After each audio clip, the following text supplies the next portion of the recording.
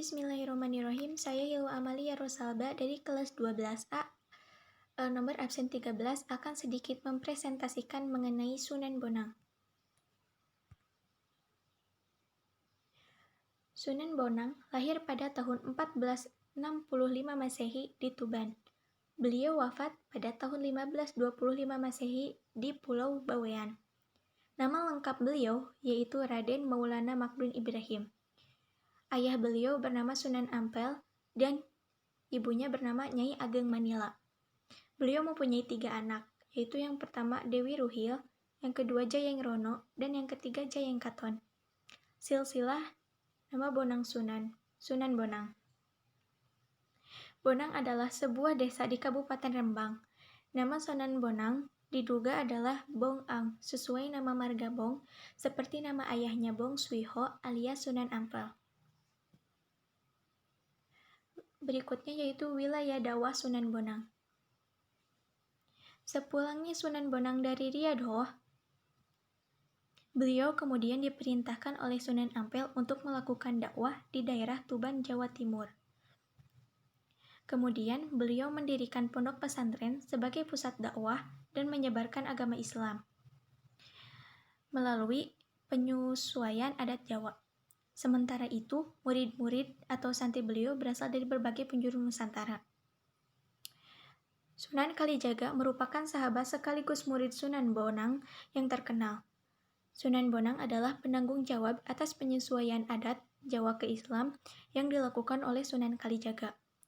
Lalu, Sunan Bonang juga turut berjasa dalam mengajarkan agama Islam kepada Raden Patah yang merupakan putra dari Raja Majapahit, Prabu Brawijaya kelima, yang merupakan sultan pertama di Kerajaan Demak.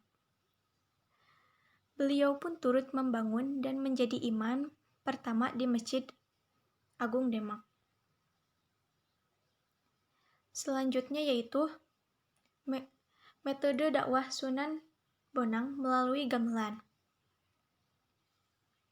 Sebelum Islam masuk ke Indonesia, masyarakat lebih menganut pada ajaran Hindu dan Buddha.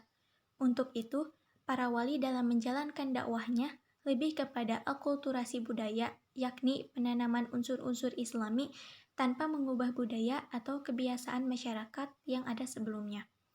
Sunan Bonang sendiri menyiarkan Islam melalui kebudayaan Jawa. Beliau menggunakan kesenian rakyat seperti penunjukan wayang dan juga permainan gamelan Bonang untuk menarik simpati mereka. Gamelan Bonang merupakan jenis alat kesenian daerah yang terbuat dari kuningan dan berbentuk bulat dengan benjolan di tengah. Jika dipukul dengan kayu lunak, maka akan timbul suara yang merdu. Lalu, Sunan Bonang merupakan wali Allah yang memiliki cipta rasa seni yang tinggi seperti lagu yang diciptakan untuk mengiringi pertunjukan wayang diisi dengan pesan-pesan agama Islam dan setiap baitnya ditambahkan 2 kalimat syahadat. Jadi, masyarakat akan mudah menerima ajaran Islam dengan senang hati dan tidak perlu dipaksa. Setelah berhasil merebut hati dan simpati mereka, maka tinggal mengisi Islam yang lebih mendalam. Dalam pementasan wayang, beliau merupakan sosok dalang yang sangat piawai dalam menarik dan membius penontonnya. Selanjutnya yaitu metode dakwah Sunan Bonang melalui karya sastra. Selain gamelan dan pertunjukan wayang, Sunan Bonang juga terkenal banyak mengubah karya sastra berbentuk tembang tamsil atau suluk. Salah satu karyanya yang sering dilantunkan hingga sekarang yaitu lagu Tombo Ati, yang artinya penyembuh jiwa. Suluk sendiri menurut kosakata bahasa Arab bermakna menempuh jalan thariqah atau tasawuf. Jika disampaikan dalam bentuk tembang, maka disebut suluk. Sedangkan jika diungkapkan sebagai prosa, disebut wirid. Berikut yaitu macam-macam suluk atau primbon Sunan Bonang. Yang pertama, suluk wujil. Penamaan wujil diambil dari nama salah satu cantrik beliau. Dalam syairnya terdapat 2 makna. Yang pertama, menggambarkan suasana peralihan dari ajaran agama Hindu menjadi Islam, baik dalam segi budaya, politik, sastra, intelektual, dan juga kepercayaan. Lalu yang kedua yaitu suluk gentur atau suluk bentur. Suluk gentur atau bentur menjelaskan tentang jalan yang harus ditempuh untuk mencapai tingkat tertinggi ahli sufi. Syair ini ditulis dalam sebuah tembang, Wirangkrong, yang sangat panjang. Adapun makna dari kata gentur atau bentur sendiri yaitu lengkap atau sempurna. Lalu selanjutnya yang ketiga yaitu Gita Suluk Latri. Salah satu suluk Sunan Bonang yang tersimpan di Universitas Leiden ini menggambarkan tentang seseorang yang tengah gelisah menunggu kedatangan sang kekasih, dan semakin larut malam, maka kegelisahan dan kerinduannya semakin terusik. Namun, tatkala sang kekasih telah tiba, ia menjadi lupa akan segalanya, kecuali wajah dari sang kekasih. Hingga akhirnya, ia hanyut terbawa ombak menuju lautan wujud yang tidak terhingga. Selanjutnya yaitu yang keempat, suluk khalifah. Suluk khalifah lebih seperti penggambaran sejarah perjuangan Wali Songo dalam mengajarkan agama Islam di Indonesia. Dalam syair suluk khalifah terdapat kisah-kisah rohani tentang bagaimana cara wali-wali Allah mengajari seseorang untuk masuk agama Islam. Selain itu, juga terdapat kisah Sunan Bonang ketika melakukan riyadoh di Pasai Aceh, dan kisah ketika beliau melakukan perjalanan ibadah haji. Lalu selanjutnya yang kelima yaitu suluk jebang. Suluk jebang dikenal dalam tembang Dang Danggula.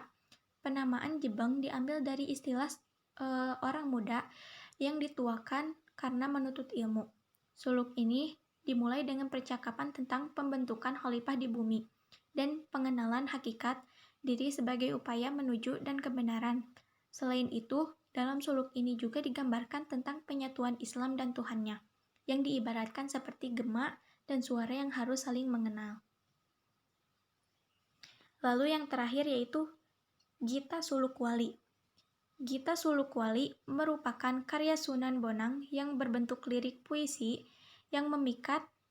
Dalam isi syairnya dijelaskan bahwa hati seseorang akan hanyut dengan perasaan cinta layaknya terhanyut dalam air laut yang pasang atau hangus terbakar oleh api. Selanjutnya, pada akhir bait dituliskan sebuah pepatah yang artinya hati seorang hamba mukmin merupakan tempat kediaman Allah Subhanahu wa taala. Alhamdulillah, pemaparan materi dicukupkan sekian. Mohon maaf jika terdapat kekurangan atau kesalahan kata. Ditutup saja dengan doa. Rabbana atina fid dunya hasanah wa qina azabannar. Aqulu qouli hadza wa astaghfirullaha li wa lakum. Wassalamualaikum warahmatullahi wabarakatuh. Syukron.